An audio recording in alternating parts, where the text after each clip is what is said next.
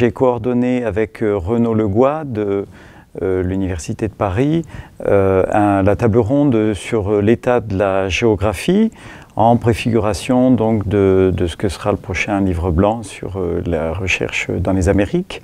Il est ressorti beaucoup de choses de la discussion qui a été très riche. Je crois qu'un élément fort qui est ressorti, c'est finalement l'asymétrie entre la recherche sur les villes états-uniennes faites par les Français et celle sur les villes notamment latino-américaines faites également par les Français. Les Français travaillant sur les villes américaines sont très peu nombreux. Ils sont peu nombreux, disons, en comparaison avec ceux travaillant sur l'Amérique latine, pour une raison simple, c'est qu'on a un pays d'un côté et puis on en a plus d'une vingtaine de l'autre. On a d'ailleurs des trous dans l'Amérique latine, des régions, ça s'est ressorti, qui sont peu étudiées ou travaillées, l'Amérique centrale, et puis des manques qui apparaissent plus récemment, qui sont des effets de génération ou de contexte aussi. Le Venezuela disparaît comme centre de recherche, l'Argentine aussi, c'est plus étonnant. De façon générale, il y a une relation sans doute plus, d'égal à égal entre chercheurs français et chercheurs latino-américains. La relation est plus déséquilibrée avec les Nord-Américains. En particulier, a ressorti une difficulté à publier, pour les Français travaillant sur les villes états-uniennes, à publier dans les revues nord-américaines qui sont formatées sur un moule assez différent des revues françaises.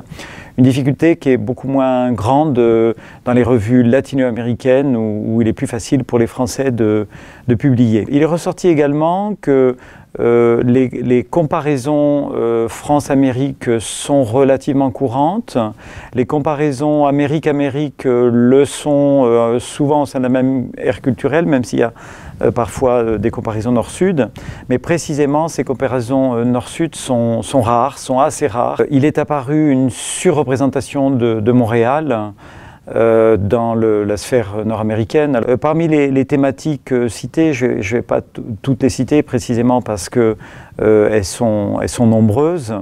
La question effectivement de la croissance urbaine, une question qui a été importante avec le thème de la métropolisation, elle se présente aujourd'hui différemment en Amérique du Nord où la décroissance, les shrinking cities, est une thématique forte, alors qu'on reste sur des modèles de croissance importante dans les villes latino-américaines. La question de la ségrégation, une question très forte, même si elle n'a pas tout à fait la même coloration au nord et au sud, avec la dimension ethnique qui est beaucoup plus forte dans les villes états-uniennes que dans les villes latino-américaines par exemple. Parmi les thématiques qui perdure. Il y a la question, l'attraction pour le populaire. Ça a été l'objet d'un débat intéressant puisque finalement les recherches françaises faites dans les Amériques s'intéressent beaucoup à la question des inégalités, de la marginalité, de la catégorie du populaire et éventuellement sa marginalisation. Les classes moyennes sont assez peu étudiées alors que c'est un phénomène majeur, notamment en Amérique latine, l'émergence d'une classe moyenne. Les classes aisées sont traitées de différentes façons.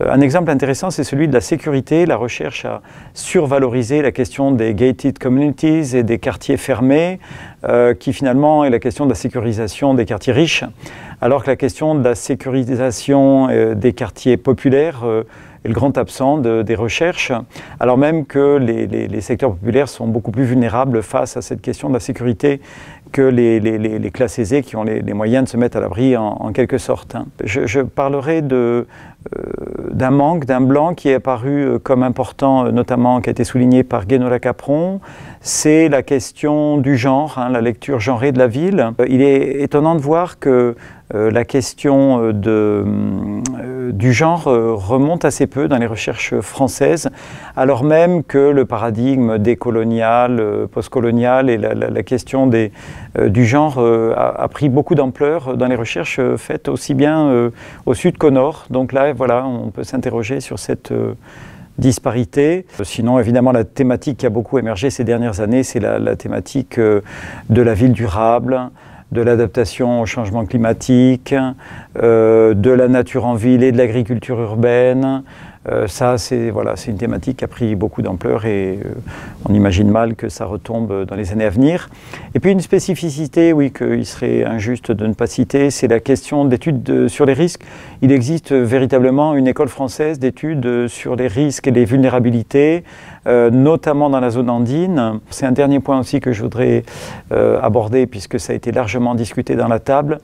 Le poids des institutions et le poids des dispositifs de financement de la recherche. Les institutions françaises présentes sur le terrain, comme l'Institut français d'études andines ou le CEMCA à Mexico, ont joué un rôle très important dans la structuration de ces recherches, avec une surreprésentation des, finalement, régions et villes qui sont représentées par ces institutions, par exemple les villes andines.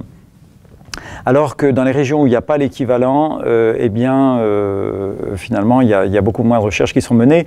Et c'est un peu le problème pour notamment les États-Unis, c'est qu'il n'y a quasiment pas de structure historique de soutien à la recherche française dans cette région. Il y a eu 2 UMI, dont une qui a été fermée à New York, il en reste une en Arizona, qui a permis d'ailleurs l'éclosion de travaux sur l'eau qui sont importantes. Mais on n'a pas de dispositif équivalent et il y a une telle disparité entre les moyens mis dans la recherche aux États-Unis, dans les universités et en France, que du coup les Français arrivent bien en peine pour pouvoir proposer des partenariats à leurs collègues. Ce qui m'amène à un tout dernier point qui est le rôle des dispositifs de financement de la recherche côté français. L'IRD est très important dans son soutien à la recherche dans les villes du Sud, donc encore une fois ça ne concerne pas l'Amérique du Nord. Et l'ANR. L'ANR propose des moyens importants, mais l'ANR ne permet pas le financement des chercheurs du Sud et c'est un frein important. Il y a eu 2 appels spécifiques sur le Sud, les Suds, à la fin des années 2000 et il n'y a rien eu d'équivalent depuis, et ce qui fait qu'il est très difficile pour les chercheurs français de mobiliser ce dispositif qui est pourtant un de ceux qui apportent le plus de moyens pour lancer des projets sur les villes du continent américain.